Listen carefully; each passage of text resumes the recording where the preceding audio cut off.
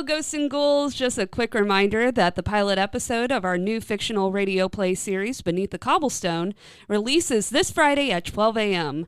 In the series, I play Maeve, a young and ambitious demon hunter tasked with keeping the most haunted city on Earth, Savannah, Georgia, safe from DMEs, a demonic or malicious entity.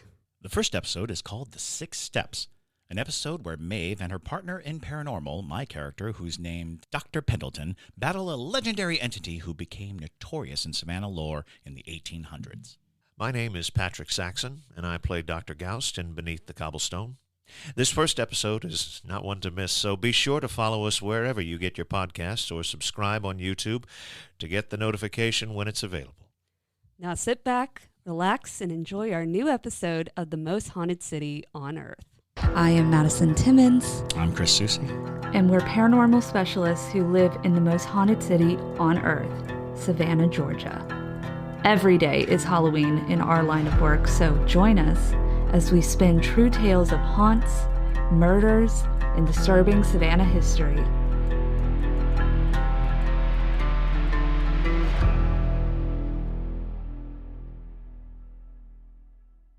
I'm Madison. I'm Chris. And welcome to the most haunted city on Earth.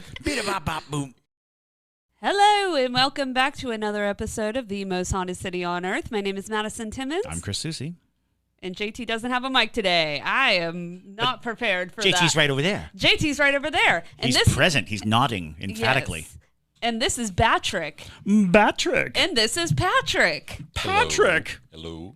Yes, so we have Batrick and Patrick today on the show. Patrick, of course, you guys have seen him or listened to him if you've listened back on some older episodes. Patrick's with the Paranormal Society of Savannah, and we were going to talk about today Bobby Mackey's, since we had mentioned it in our most recent episode about, haunted places that you can go investigate and stuff. So, Patrick, would you like to introduce yourselves for people who do not know you? Plug away. Yes, plug all the things. My name is Patrick. Born the day before Halloween. A lot of y'all That's don't pretty know. dope. The founder of Paranormal Society of Savannah. Lived here all my life, and I got interested early in life, and Paranormal Society of Savannah is rocking, and our coffee shop in Pembroke, which is our headquarters, Haunted Grounds Coffee. Come on up, grab a cup of coffee, and let's talk some ghosts. Oh, yeah. And they have a little bit of a haunted museum of, some different artifacts and stuff at the coffee shop, too, which is pretty awesome. And this is also the location where you'll find classes and where the Paranormal Society of Savannah will hold meetings and sort of make their plans to take over the world. Yes. Yeah. Plot to take over all the ghosts of the world. Yes. Yeah, we offer paranormal classes and stuff. And, a lot of times we'll do investigations, not at the shop because, unfortunately, it's not haunted. But this is a good way for them to learn the basics, do's and don'ts, basic rules, and then you feel more comfortable going with them on an investigation. So right. they know what to expect. Exactly. So before we get into today's episode, we do want to say that we are still holding that what is it, the bet, I guess, is a good way to put it. We are running a bet. Yes. A race against time, if you will. Yes. If we get 140 Parajunkies by, what's the deadline, Jay?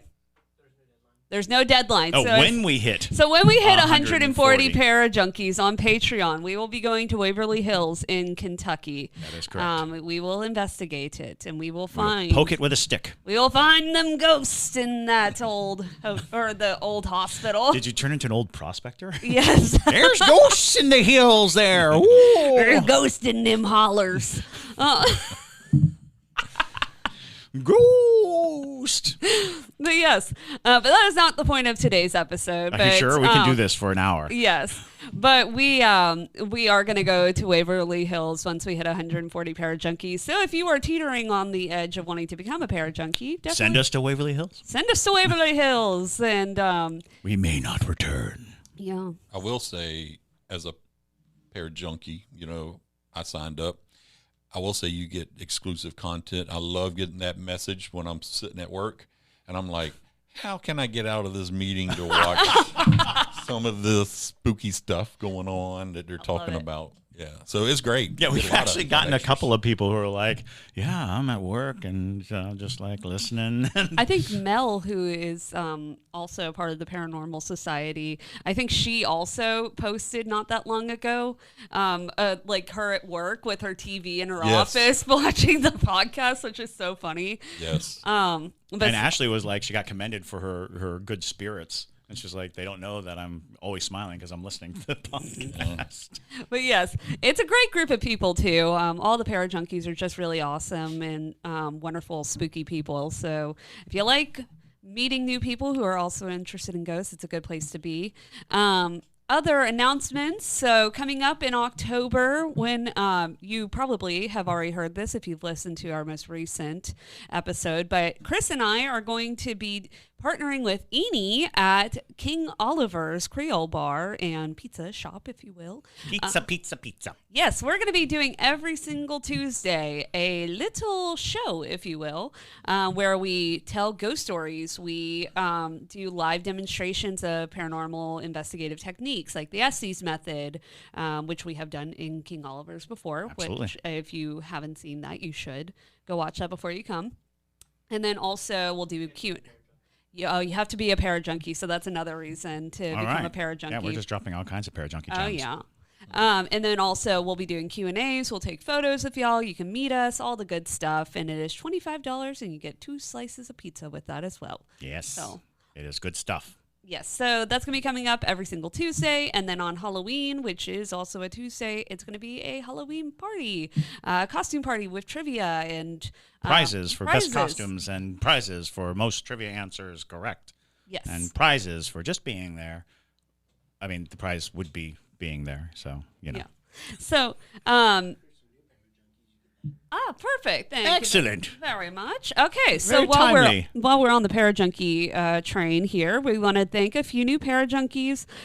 So we want to thank Sky J, Juanita, aka Boom, Caitlin Stab, Jinx, Mike Mann, Lindsay Waffle, Melissa Ducate, Ducate, I think is how you pronounce your last name. I apologize if I messed that up. Destiny, Jen Merck, and Angie Fenton. So thank you guys so much for becoming Parajunkies.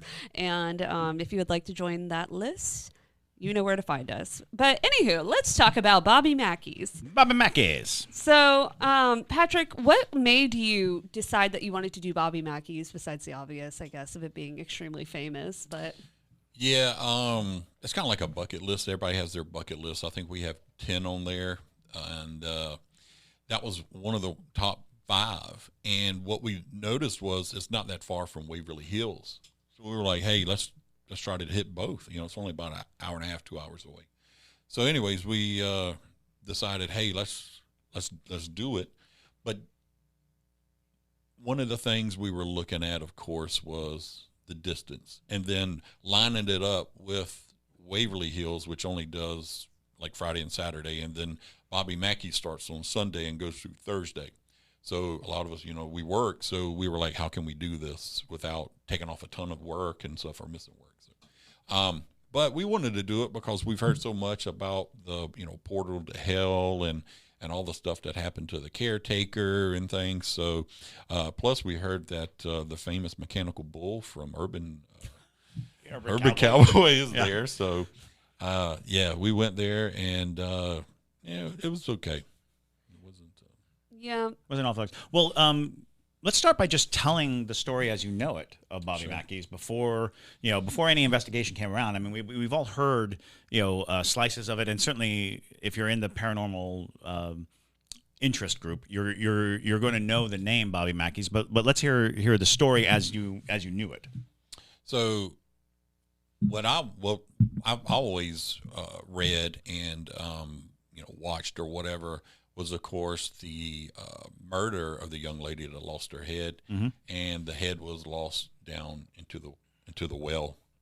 Used to be old, like, butcher place, slaughterhouse or whatever, right. And that's where the blood would go and run out to the river or whatnot. So that was one of the things. There was other stories about a gentleman there that was jealous of his he was in love with this girl, and the lady haunts the place and everything. But then, there was something evil down in the well, supposedly. So that's what we wanted to see, because the caretaker was always talking about it, in all the episodes we've watched and read and whatever interviews. So that's the reason we were like, yeah, this is really going to be the most haunted place we've ever investigated. So we thought. Right. Right. So moving into the actual investigation, how did you set up for the investigation? I mean, actually, even more to the point, how do you organize for a trip like this? I mean, it's hard. How do you go through the contact points and things of that nature? Yeah. So we kind of have a large team. So the ones that were going to Bobby Mackey's, there were 7 of us. It's about $600, I think, for private. Mm-hmm. And they asked for $100 up front, deposit, and then you don't get that back, and then you pay the $500 when you get there, whatever. Just to know how much, letting people know how much it is. No, absolutely. I think that a lot of our listeners are probably interested in the process of getting into some of these places, and to be honest, there's not a whole lot of information just readily available to people. You have to dig, and luckily Patrick's done the digging. Yeah. So we got there. You can either start at 7 or you can start at 8 or whatever. So we started at 8. So ours was from like 8 to 3 or 8 to 4, something like that. Anyways, the young lady that kind of runs it for Bobby Mackey's, she has been doing it for years and is a paranormal investigator herself. She knows a lot about the history. So we knew we were kind of in for it, but as soon as we opened the door, the heat hit us. It is so hot in Bobby Mackey's. And of course we were there like August, like the beginning of August, but there's no air conditioning. None. Lord. So plan on not going during the summer. I will tell you that. Absolutely. Right. And when I say sweating, I mean sweating. Right. But so when she sets everything up, she says, "Okay, you can do the tour if you want. You want the real version or you want the TV version?" And right then I knew, okay. So then she went into it, and she was telling us that it's not really that haunted, but that the young lady who supposedly his head was cut off and threw down the well, that didn't happen there. That happened like counties over. Yeah. And she was in love with this guy, and the guy didn't want to do it, and she was pregnant, and him and his buddy decided to kill her and cut her head off and dumped her body, and some boy going to work found it, farmhand, and but the head was never found. But supposedly it was in a like a duffel bag or something. Sure. And they took it to like the pharmacist or the bartender or something. So like, hold this for me. Oh my God. But then he came back for it. And so but she was like, yeah, a lot of these stories, she said that out of all the paranormal teams that come out there on the TV, the ones that kind of come real close was Portals to Hell with Katrina and Jack. Yeah. She said they pretty much stuck to the history and actual facts and things. Right. So, but yeah, we split up. There were 7 of us. So the actual well part, a lot of people don't know. You have to go out of the building. You have to walk to the right, and you go down this huge embankment where you park down there.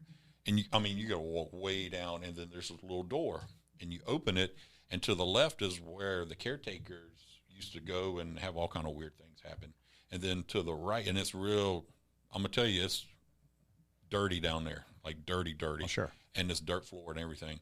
To the right is when you go into the actual portal, and they had the little fence up there, whatever. We put our tripwires up there and everything, REM pods, everything. Nobody ever got anything. Mm-hmm. We were there. Different times. So we had a team go there, a team over where she told us where the visitors are near the mechanical bull, and then the other was, of course, where they did the exorcism for the caretaker on the table there. Right. So we were kind of spread out and doing things, and then we would go outside because it's so quiet in there. You could hear, and you can hear the people down where the tunnel or well is. you can hear the footsteps upstairs a lot. Sure. So then we figured out, okay, so I'm just trying to save people time. Like, don't send anybody down there. Somebody's going to be up top because you're going to hear nothing but footprints and things, creaks and whatever. So kind of just wait and time it. But yeah, we were there for like 6 hours, sweated like really bad. And was it just the 7 of you on the property at the time? Just 7. The caretaker, And not the caretaker, guide, because he died. Right. The only place that's off limits is the stage, and the caretakers, they won't let you go up there anymore. And that's where all the activity supposedly is. I wish we would have known that before we went. Sure, of course. Because that's where we wanted to go. That's where all the action was happening. Right. So we weren't allowed to go up there. But she sits outside in her car and sleeps. Yeah. Yeah, sure, of course. It's crazy, yeah. But it was a good experience. You know, it's one of those bucket lists. I'm glad we did it. But it's always one of them things where, you know, it's like fishing, like I always say. You don't always catch everything. But what you do, you go back, or you try another spot. You just keep going, and you can't make the go. Fishing's such a good analogy for that, because what happens a lot is when people go to haunted places and they don't get anything, they assume and say, well, there's no ghosts, or this place isn't haunted. And it's like, so are you sitting on a pond saying, well, there are no fish in this pond? It's like, no, you didn't catch anything. There's a big difference between you not experiencing something and the entirety of, you know, of whatever's going on. And so it's tricky, because it's easy to dismiss things simply because you didn't have an experience. But it's a big wide world. There's a lot going on. One of the other reasons, of course, has got to be the heat. Absolutely. We love investigating in the winter because it seems like there's more energy in the air for them to. I think I've given that ghost tip before here on this show. Is the colder the weather, the more likely you are to be the source of energy in a space that will draw whatever needs energy towards you. You know, when it's very hot outside, there's plenty of energy, plenty of energy to draw from. So they don't need to, spirits do not need to turn to you for attention or for energy. They can feed themselves just fine in the heat, especially the sticky, horrid heat, muggy heat. They will let you bring like a cooler of water and stuff. Sure. Right. So there's only one store, and we had to go about a mile or two down the road to get it. But when we come back, it was like, it was like gold. Right. And but it was a good trip. We got one EVP out of hours and hours of things. But is it the type of music or just the music in general? Is it the type of music or just the music in general? Here's the weird thing. I didn't know I was in Bobby Mackey's, like on the actual like dance floor where everybody sits in there. I was in there, and where the exorcism was done supposedly on the caretaker for like an hour and a half by myself. Before history is written, it's played. Before it's frozen in time, it's fought one shift at a time. Before it's etched in silver, it's carved in ice. What happens next will last forever. The Stanley Cup Final on ABC and ESPN Plus begins Saturday. I thought they were over in the corner over there, like, wait, they had dipped out. They got hot, so they were sitting in there. And I'm in there and I'm like, man, if I'd have knew this, no. No, I'm not sitting in here by myself, because all the stories you hear. Right, sure, of course. But we got one EVP, and I'll send it to y'all. Another interesting thing is there are plenty of investigations, plenty of things that provide zero evidence at all. So one EVP is pretty good. I mean, it's still it's pretty something. clear too. And so it's easy to get discouraged when you're hoping to find things flying around, but it's a process. Investigation is a process. It's never going to be a one night thing. It's never going to be that kind of thing. But I do note that Bobby Mackey has a reputation. It does, and it's got this big boastful reputation. And if it's not delivering, I can see where it'd be frustrating. Right. To be like, we were kind of counting on there being evidence just coming out of the, floorboards. Yeah, we plan on going back, but it'll be a while, and it'll definitely be like winter, cooler weather. There you go. Way cooler weather. But we plan on going back because again, you don't always get something, and maybe it just wasn't our night. Sure. So we're not putting it down. By all means, explore it. It's worth it. The history and everything. Well, just to say that you've been to Bobby Mackey. Yeah, absolutely. Yeah, and it's a cool place. Oh, so one of the cool places we were in that she let us in was it used to be Bobby Mackey's little like his little private hangout, kind of like this, and but it's real small. But what it used to be a vault. Oh. And you still have the bars on the windows where people would come and get paid when there was like a sure. brothel and Right. stuff and everything, whatever. So the bars are still there and everything, and that's how they used to pay the help and stuff like that, or whatever, like the bands. Was it once a casino too? Yeah, it was a It casino. would have been a payout place as well. So they've got all that. It's huge, man, and it's crazy. It's a crazy. You got couches in there. You can finally lounge. You're like, okay, it feels good in here. There's a little air going on in there, but it was just a creepy thing. And supposedly, someone was killed right there, and that's where they had a lot of activity. He tried to rob the place and shot him, and he died right outside the vault. So of course, we're like, oh, let's talk to this guy. Nothing. So. Yeah. Sure. But you mentioned, how do you plan stuff like this, man? It took like 3 or 4 months to kind of plan it, because a lot of us, that's a 12-hour ride, almost 14 hours if you're driving. So as some of the crew started like, oh, I can't go for whatever reason, I was like, well, I'm flying then. So, and my dad won't fly. He's like, nope. And then Sarah on the team, this was our first time flying. Poor thing, she gets like motion sickness and everything. It was bad. So, but we had a mom and daughter team members that was driving up. They have a huge truck, and I was like, so if y'all are driving, y'all mind taking the equipment? That way we ain't gotta worry about, So they were awesome. They took the equipment and drove up there.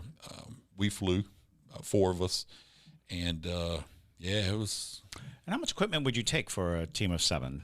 Well, here's the thing. So first we went to Waverly because it's only an hour and a half. So we went to Waverly first, but we were like, okay, we don't know when we're coming back.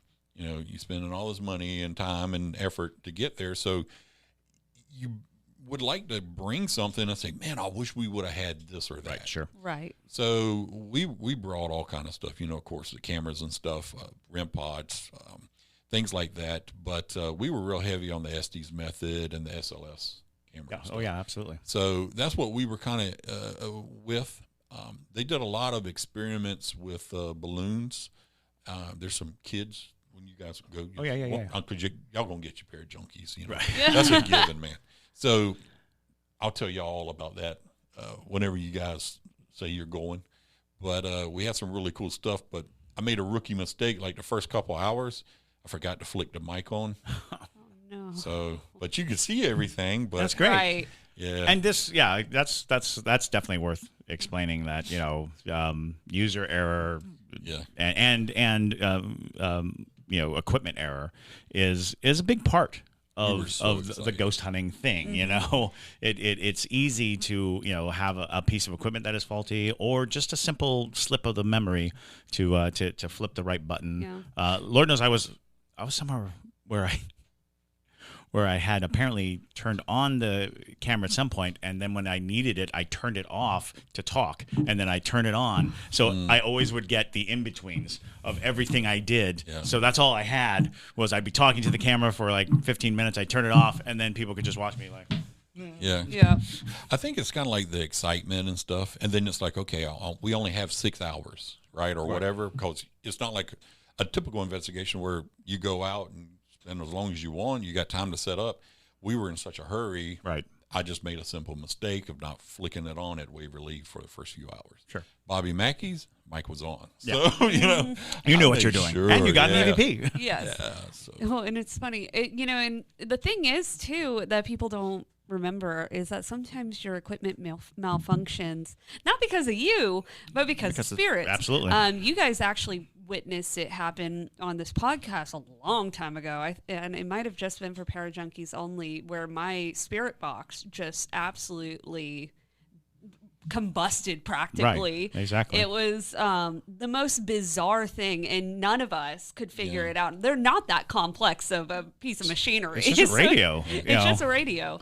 But, sometimes it's just like that. Sometimes it's... And recently, JT's iPhone went black when he went to that take a was so picture weird. of a grave, of all things.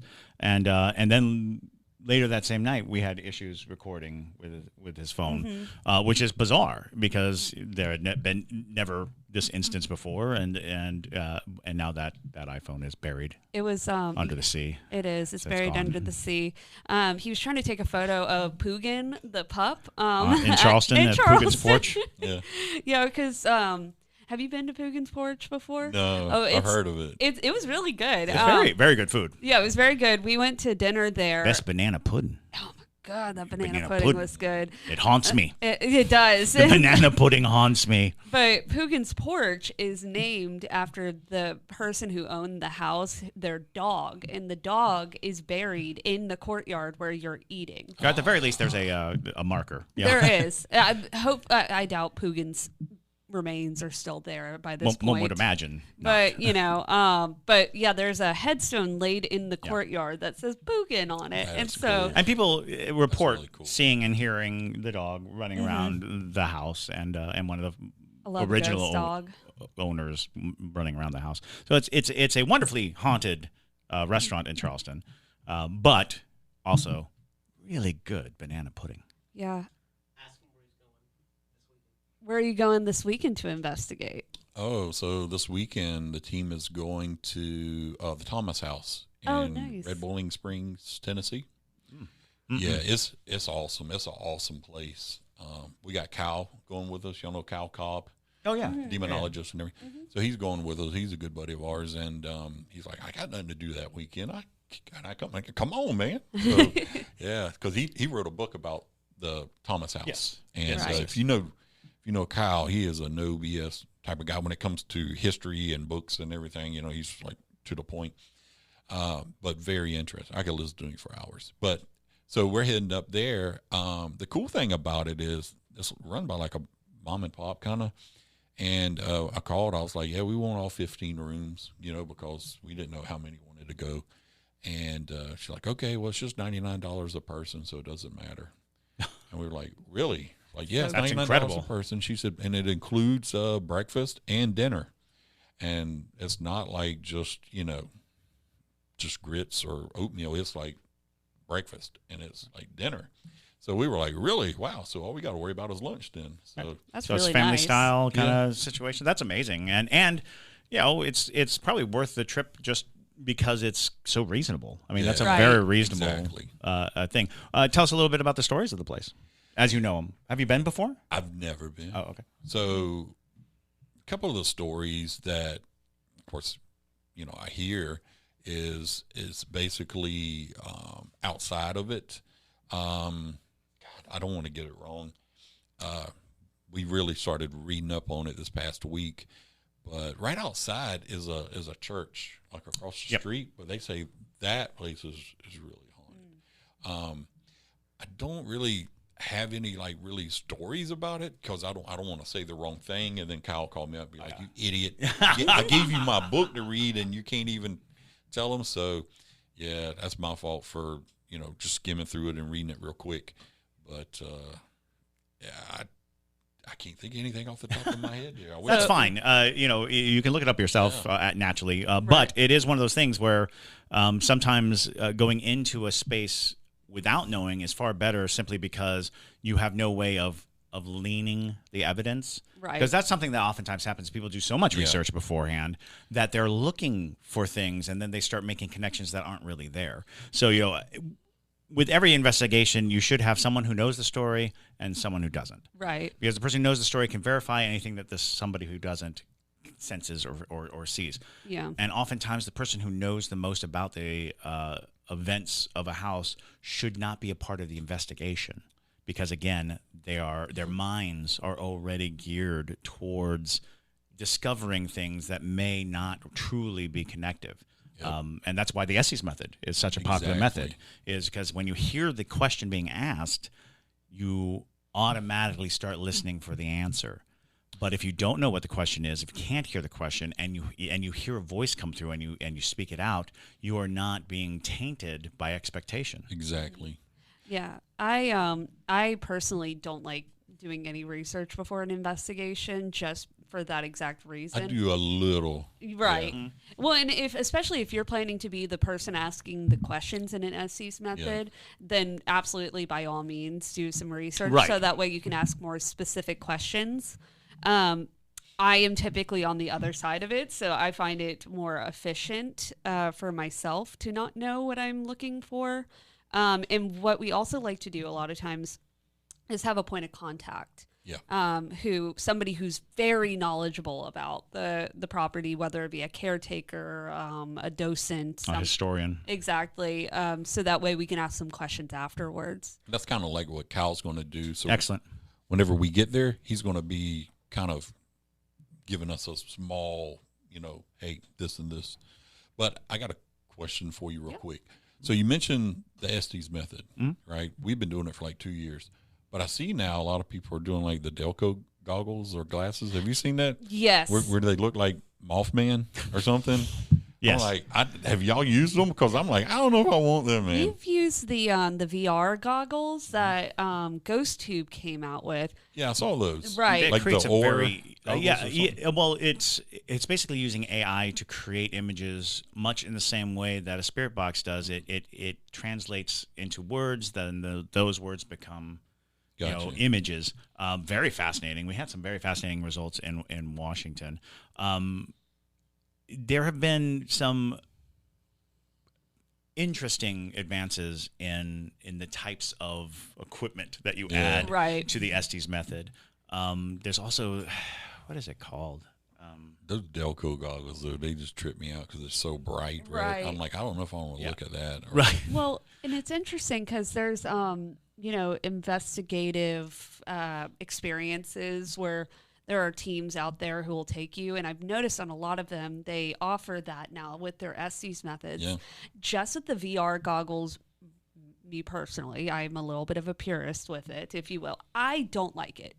I feel like I am not as connected, at least, to what is happening when I have that on. It could just be that. And I think different people have different things, because some people are not audio.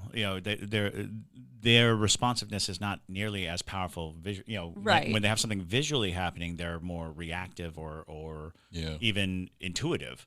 When they see something, they register more, and some people more when they hear something, they're registering something, a deeper understanding.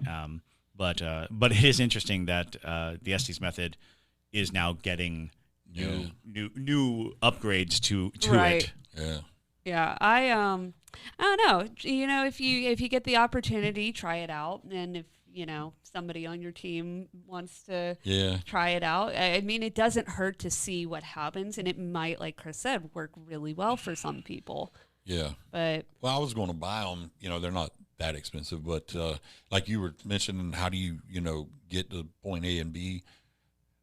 We would take 4 or 5 cars, everybody's carpooling and stuff, and it just seems like it's not as fun getting there. Right. A lot of times we're on our radios, or whatever. So we're like, you know what? We need an RV. But then we were like, okay, we can't take the RV some of the places we go. Right. Absolutely. So we're like, what if it breaks down? Then we're stuck and everything. So we were like, why don't we get a bus, like a little tour bus or something? Sure. Right. So after like 3 or 4 months, this morning I bought one. So that's awesome. There you go. Yeah. The ghost bus. How many seats? 12. Nice. That's great. I was like, man, that's perfect, and it's got a lot of room. So you get that road trip vibe where you get to talk the whole time. Yeah, and the guy drove it down from Augusta for us, and I was so like, wow, it's roadworthy. See, when he mentioned that, like, I'll drive it down. I was like, okay, it won't run hot. That's the good part. Mm-hmm. So, but we're excited. I'm like, now you can call us Ghostbusters. Of course. I know. It wouldn't be a most haunted city on earth without puns. Yes. Did you meet Patrick? That's Yes. Patrick. That's Patrick. Well, the Parajunkies came up with that one because we just hung it up for the last episode. That's And, cool. yeah, Target, came through this year with some of their neon little cheapy lights and stuff. But we like Patrick. But yeah, that's super awesome though, and I mean we're really excited to see and hear about all the investigations. Yeah. that you guys And if have. you're in the area, look up the Paranormal Society of Savannah because they're a great organization, and you get to hang out with like-minded people. There's classes, there's all kinds of wonderful things, and it's kind of this interesting group that you can really key in on for people who are interested in the paranormal and in the hauntings, but want to have a more hands-on approach. Yeah. Here's the cool thing is, we've probably, I'm not going to say lost, but, about 10 or 12 members, and they're doing their own thing now. Yeah. And that's Right. awesome. Yeah, Right. it's a great And- place to learn, and then you can Yeah, you and can people go say- out on your own and with your own teams and things like Yeah, that. people go, man, aren't you mad because they're like doing this and that? I'm like, they're using the knowledge that we taught them. Yeah. And they're doing their own thing. Right. Right. And I'm like, man, there's plenty of ghosts for everybody out there. And it's important to remember Right. that not every hunt is going to have the same end goal. Yeah. There's a thought process that goes into every hunt, and you have to really determine whether or Yeah. not you're evidence heavy, whether you're not a debunking organization, whether Yeah. you're not an experiential. Because I've always been more experiential than anything else because I do not care about debunking or evidence. Right. I care about sensation and camaraderie. Yeah, exactly. Being with a group Fellowship. of people. Yeah, fellowship. Fun and having this kind of thing, this shared moment. It's like theater. It's like going to the theater. You are with a group of people who are experiencing the same thing, and then and through the interpretation, you get to talk about it and have these, insightful experiences. So, learning how is an important tool. But why is always going to be a personal journey, and so you can find yourself, creating a team that is more in line with your why to do it. Exactly. Because you got, team members that they want to play with a Ouija board or whatever, and it's like, no, we don't do that. We have a contract for everybody to sign. Sure. And, you just have to have rules. Right. Absolutely. And we hate to be that person. But sometimes you need them, and there's been instances where people go, well, I'm not going because I can't do this and I can't wear that or whatever. And we're like, okay. And they start their own team, and of course they get butter. But it's like, hey, that's life, man. Just keep doing it. Right. Just have fun. That's all. If you're not doing it to have fun, you're doing it for the wrong reasons, in my opinion. We do it because it's fun. We hang out together. We eat a lot of Mexican food together, right? Because it's cheap, especially when you're on the road. Oh yeah, absolutely. Have a couple of margaritas, And that's possibly the best lesson of all is Have have margaritas before a ghost hunt. Have fun. have fun. And if it involves margaritas, have margaritas. But I think people have gotten to a place where they take it so seriously Exactly. that they forget that in the end, it's all about a sense of wonder. It's all about this exploration of the unknown. Yeah. People are obsessed with this concrete world. It's like, but we're trying to get away from that. If you, I mean, Right. honestly, that's what we're doing. Is we're leaving this concrete world that presents itself overbearingly every day, all day long, to seek a spiritual experience, an experience that defies all of that concrete that we've been burdened with all our lives. It's very true. Yeah. I mean, after that weekend, we're going to Plains, Georgia again. Oh, right, yeah. So we're going to Plains Historic Inn. We're going to Rylander House, Three Bridges Road. Three Bridges Road, nice. Three Bridges Road, yeah. I don't know why they call it that. There's only two bridges. So they call it The Three third one is a ghost. Right. But Google that. It's a sad story. It is, absolutely. There's two stories. We were lucky enough to catch the second story of a person that took his life out there. I don't know. As his dad and everybody, we got lucky. They just they saw us out, not there, but at the hotel, and was, hey, can we tag along? And we were like, yeah, we didn't know that was the dad and the sister and everything. Anyways, long story short is, we were doing the spirit box, and he was like, I'm only out here because the guy that did the YouTube video before y'all, he was just, not truthful. He wasn't speaking on knowledge. So he's like, so I think this is a lot of bull, but can I talk to it? I'm like, yeah, talk. And he's like, can I ask a question? So he goes, son, if this is you, what's your nickname? And it was just dead silence for about 15 seconds. And then one of the sisters said, tell Daddy what we call you. And it said Bug. And then it said like bug, like 3 times. And we were like, Bug? And they all started crying. I mean, it was just one of those things where I was kind of getting choked up. And I'm one of them type, I don't cry. You can step on my toes or, poke me in the eye. It's hard. And I was just like, oh, man, I can't believe this is happening. But it was so good. Well, that's fate right there. I mean, that is absolute fate, because you have to believe that they would never have gotten there on their own. Yeah. They needed this intermediary, people who didn't know, to help them witness something quite remarkable and wonderful. Yeah. Well, the other cool thing about Three Bridges Road, there's a paranormal. They're not a paranormal team. They said they used to be, but now they're more into history, like Middle Georgia. Mm-hmm. Anyways, they've gone to Three Bridges Road, and he talked to me kind of like on the square. Not the square. I shouldn't say that. I'm a Freemason, so we say keep it on the square. That means keep it. He talked to me kind of like, you're gonna think I'm crazy, but this is a dude that is no BS, right? Mm-hmm.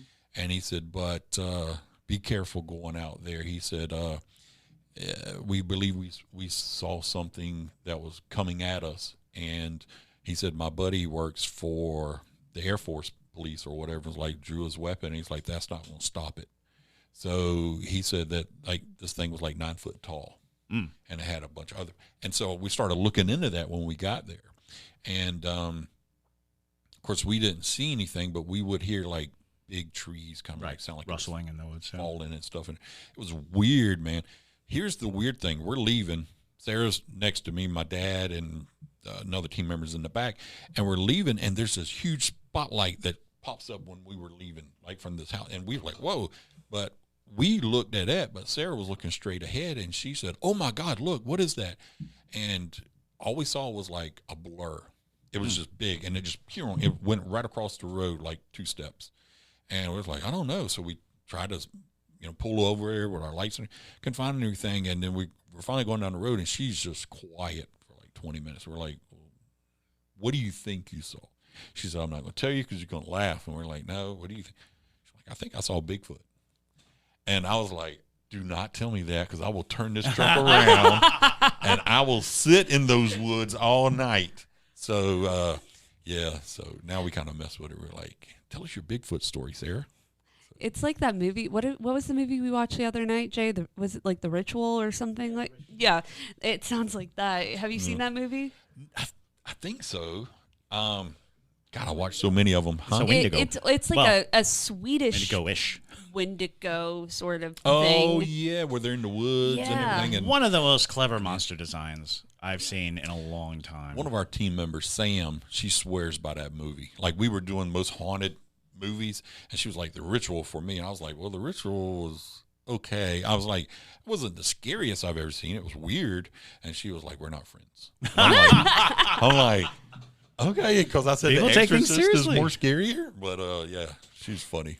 Yeah, that when you were saying that, it just reminded me of those scenes where it's like you just need to watch the movie, but there is clever disguising of the monster, so that way you only get glimpses of it, but it's like, wow, like that's a pretty big creature if it's moving the trees like that. But that's just what I thought of. I'll watch anything kind of horror, except for the real gore stuff. I'm not into that. Sure. You're not a gore hound. I found a movie about, I don't know, 5 or 8 years ago. Y'all probably have seen it. It's called Frankenstein's Army. Oh, yeah. Yeah. Oh, my God. It freaked me out. When there was, I'm going to give it away from people. When that thing came around the corner, I had to take my cat to the bathroom with me. I was scared. My wife was like, what you going to do? I'm like, I'm going to throw it at whatever's there. And, That's play with a kitty. That's JT. Cat will just pick apart the stitches. Right. But Frankenstein's Army, Frankenstein's man. Army. It was actually very clever for what it was. We're not gonna. I'm not gonna go on any record and say it's a great movie. No, but it's enjoyable. It is. Yeah. I don't like reading subtitles during movies, but I watched The Troll Hunter. Oh yes. Oh yeah. Man, that was good. God, it was good. So, are you talking about the recent one that came on Netflix, or the one that was like about 10 years ago? The one about 10 years ago. Yeah, that one was so good. God, it was because it was like a found footage movie. Yeah. But instead of any monster that you know of, it was Norwegian, so it was trolls, and people don't understand how rich a troll history the Norwegians have. So the Troll Hunter, the found footage one, and the Really recent good. one that was on Netflix was very good too, but it is not as good as that Troll Hunter from. Yeah. Yeah, we gotta wrap things up. Oh yeah, we're going into a whole different. It's okay. Oh, sorry. No, that's okay. I was gonna say for my own sake, because I will start going into a whole tangent on the trolls. So we gotta close this one out. But coming soon, an episode on trolls. Well, honestly, they're so interesting. They are. It's so fascinating, and they have such a rich, detailed how to deal with them.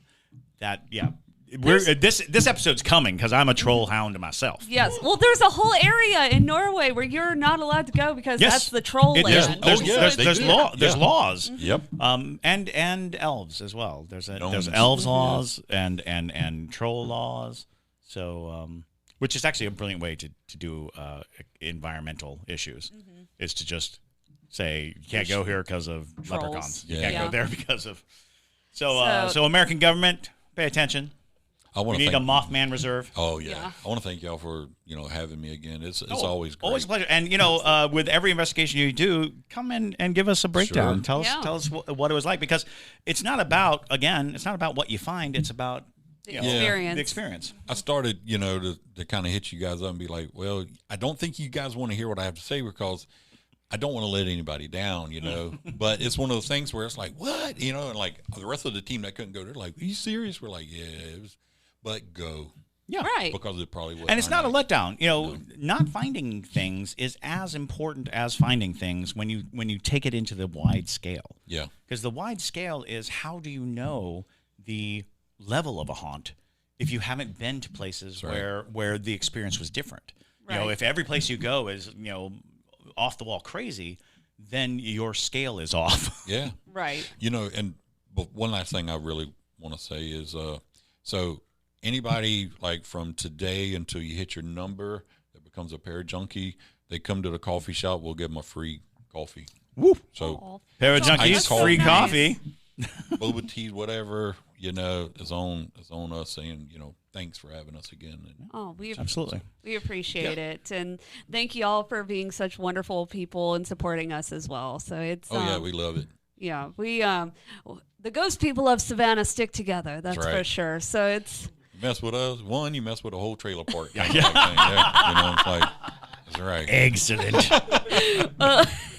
Thank you, Patrick, so much for coming on Absolutely. today and telling us about your experiences. It's always a pleasure, and we'll have you back before we go to Waverly Hills as well, just so that way you can prep us for it. Sure. So, yeah, we'll have like a little Patrick segment. Excellent.